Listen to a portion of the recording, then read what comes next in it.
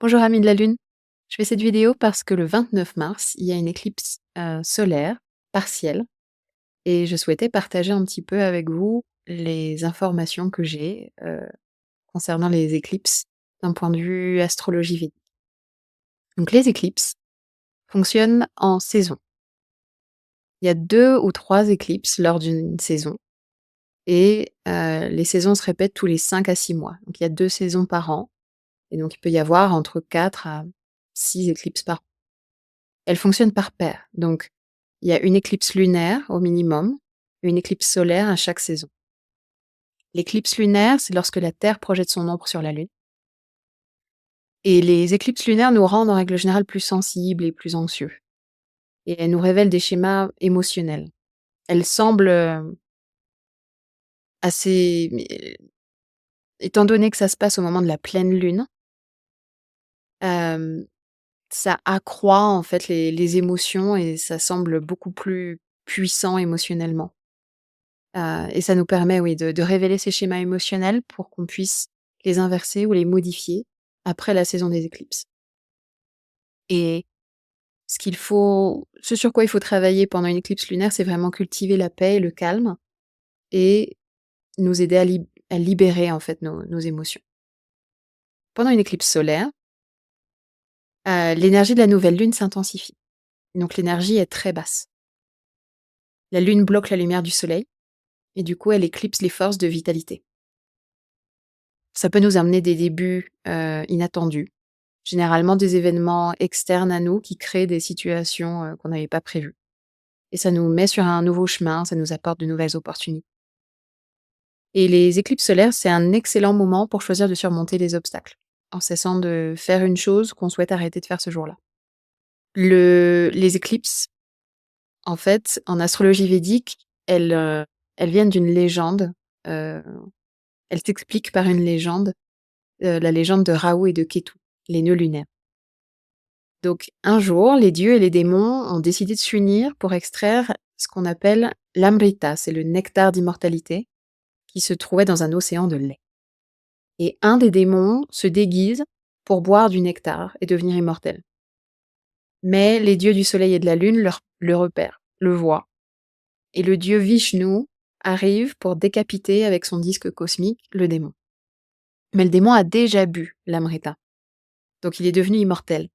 Et il se divise en 2 entités, la tête, Rahu, et le corps, Ketu. Et depuis, Rahu et Ketu poursuivent sans arrêt le soleil et la lune pour se venger et provoquent des éclipses lorsqu'ils arrivent à les rattraper. Mais le soleil et la lune aussi sont immortels puisqu'ils ont aussi consommé l'amrita. Donc, c'est des portails énergétiques, Rahu et Ketu, qui symbolisent la dualité de l'existence humaine. Rahu, c'est l'aspiration matérielle et Ketu, c'est l'aspiration spirituelle. Et ça nous rappelle l'importance de l'équilibre et des conséquences de nos actions dans l'univers. En règle générale, les éclipses, ça apporte des drames, des distractions qui nous permettent de faire face à notre part d'ombre pour nous pousser à nous améliorer et à nous défaire de nos schémas karmiques.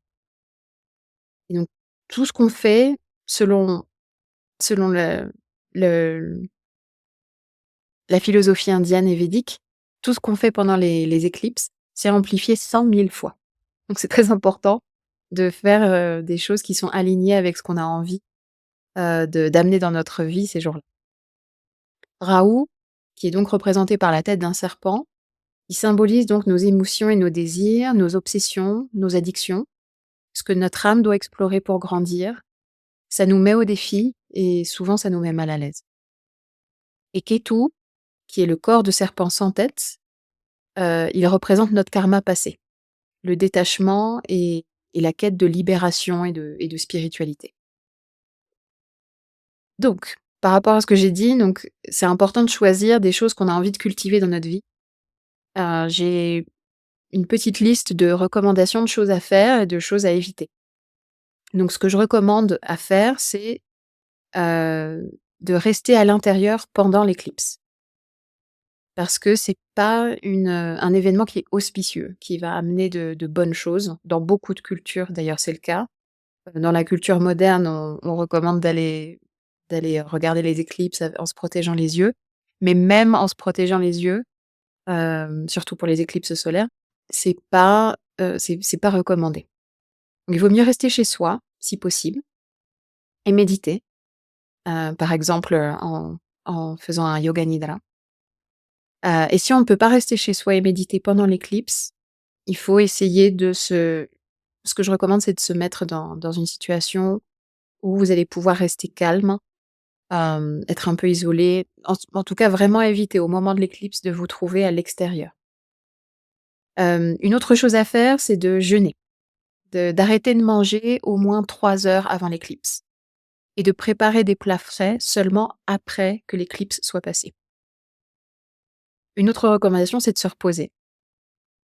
Donc quand on reste chez soi, c'est vraiment idéal, mais vraiment de prendre soin de soi, de se reposer, de méditer, de se recentrer sur soi. Une autre chose à faire, c'est, de faire des dons. C'est un jour idéal pour faire des donations à des charités, hem, parce que ça va être décuplé, aussi bien donc ce geste positif qu'on fait envers quelqu'un d'autre va être décuplé à la fois pour soi et pour la charité. Et tous les changements positifs qu'on veut effectuer, donc si on veut inverser une mauvaise habitude ou instaurer une nouvelle habitude, c'est vraiment idéal de commencer ça le jour d'une éclipse. Ça va avoir, un effet sur les 6 prochains mois, jusqu'à la prochaine saison d'éclipse. À ne pas faire, la regarder, c'est ce que j'ai expliqué avant. Vraiment éviter de regarder les éclipses, surtout si elle obscurcit la partie du monde dans laquelle vous vous trouvez, ça va avoir un effet négatif. Mais à ne pas faire en règle générale, c'est rien de majeur. Donc rien de très important, signer un contrat, lancer un produit, avoir une opération, tout ce qui est très important, c'est à éviter le jour d'une éclipse parce que ça fonctionnera pas bien. Il y a quelque chose qui va pas marcher. Donc en règle générale aussi les voyages et tout type d'événement, donc un mariage, une soirée, une fête, c'est pas idéal. Il risque d'y avoir des problèmes. Hem, Encore une fois, si on observe le fait que ça amplifie tout, éviter l'alcool, la drogue, éviter aussi en règle générale les médias et la technologie parce que ça a tendance à être anxiogène et ça peut décupler du coup ce sentiment d'anxiété. Donc si vous pouvez le plus possible manger donc très léger, ne pas manger pendant l'éclipse et hem et vous couper un petit peu du monde le plus possible, de façon à travailler sur votre, développement émotionnel et spirituel, et ce que vous voulez amener dans votre vie, c'est idéal. Comment le yoga nidra permet d'utiliser les éclipses pour le développement personnel? Donc méditer pendant l'éclipse, je l'ai mentionné, c'est idéal. Et le yoga nidra, c'est une technique de méditation allongée où on est guidé vers une relaxation consciente sans effort au niveau physique, mental et émotionnel. Donc le corps profite d'un état de sommeil tandis que l'esprit reste éveillé pour nous permettre de nous reprogrammer et de réaliser notre plein potentiel. Du coup, c'est parfait pour se défaire des schémas karmiques et nous permettre d'avancer sur notre chemin. Du coup, je vous propose une pratique de yoga nidra pour cette nouvelle lune et cette éclipse solaire le 29 mars.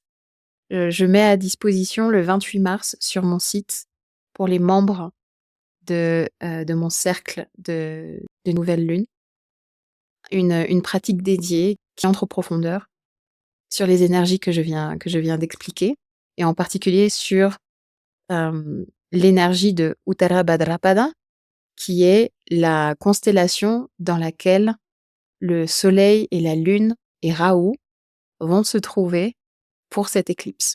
La pratique de yoga nidra que je vous propose explore vraiment en profondeur ces énergies. Alors venez rejoindre le cercle, je mets le lien en commentaire.